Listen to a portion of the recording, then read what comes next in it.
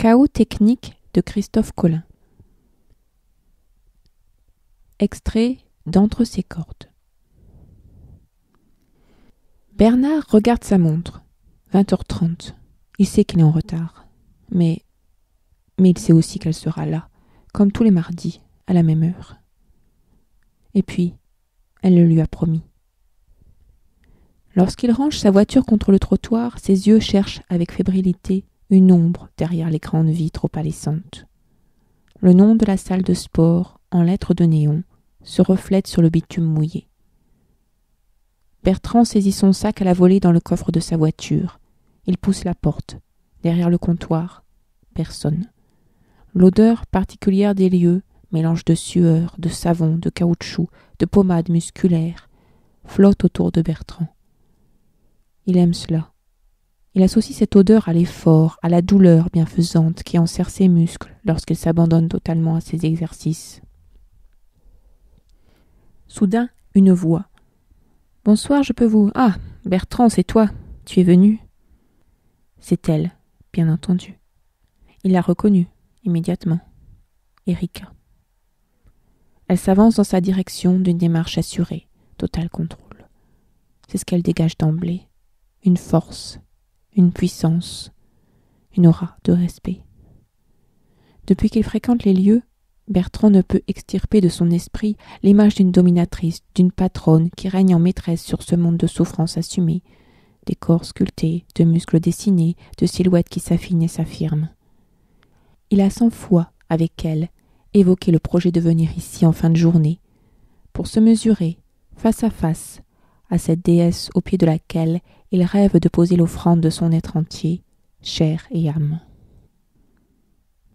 Et cette fois, ça y est, il lui reste à accomplir le dernier geste, celui de la soumission et du combat. Perdu d'avance, il le sait, et elle aussi. Ce soir n'est que le dernier acte d'une danse lascive, d'une approche menée au fil des séances d'exercice, des limites chaque fois repoussées, des paliers sans cesse dépassés. Bertrand se sent comme un plongeur en apnée, prêt à décrocher la dernière plaquette, le dernier témoin, avant la plongée définitive vers les ténèbres et l'ivresse terminale.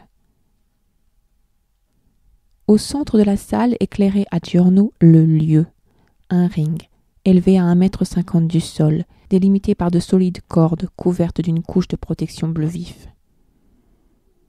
D'un mouvement souple, Bertrand se hisse sous les cordes avant de prendre place au centre du ring. Erika le suit. Elle porte un short gris taché de sueur et un débardeur qui souligne les lignes dures d'une poitrine presque masculine. Ses poings sont serrés dans d'épais gants de boxe de cuir rouge.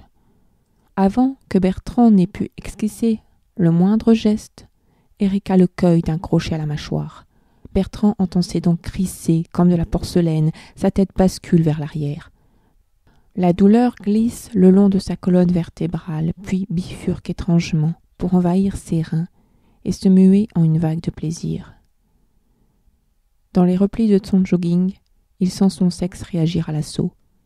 Un second coup le frappe, sous la cage thoracique, au niveau des côtes flottantes. Cette fois, il pivote, comme une danseuse.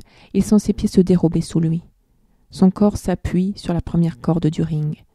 L'épée rembourrage ralentit sa chute. Mais un pied lui crochette la cheville. Il glisse inexorablement entre la première et la deuxième corde. 2 chocs étouffés. Il sait que ce sont les gants d'Erika qui tombent au sol. Un bruissement. Ses vêtements ont suivi le même chemin. Elle conserve ses chaussures de cuir lisse. Bertrand entr'ouvre les yeux juste un instant. Encore groggy, il voit le corps d'Erika se couler à ses côtés. Elle saisit son poignet gauche. D'un geste 1000 fois répété, elle entortille la deuxième corde pour retenir son bras prisonnier. Son poignet droit subit un traitement identique. Il repose maintenant, crucifié au bord du ring, écartelé, offert à la gardienne de ce temple du sport et de la souffrance physique codifiée, soumis, et son érection gonfle le devant de son jogging. Il secoue doucement la tête. « Dans les vapes !» lui murmure Erika. Avant même qu'il puisse répondre, elle bondit sur la deuxième corde.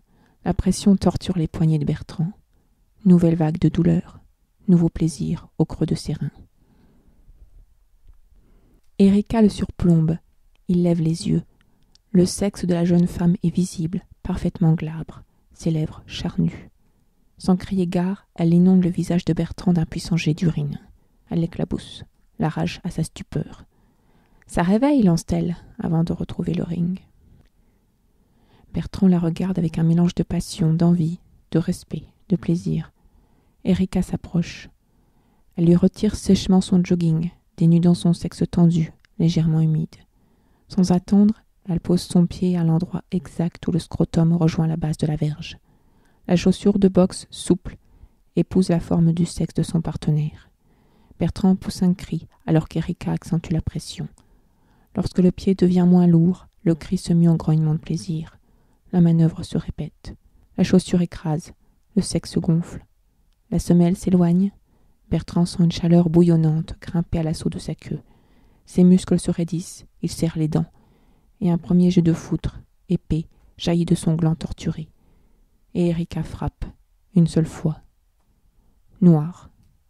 Chaos technique.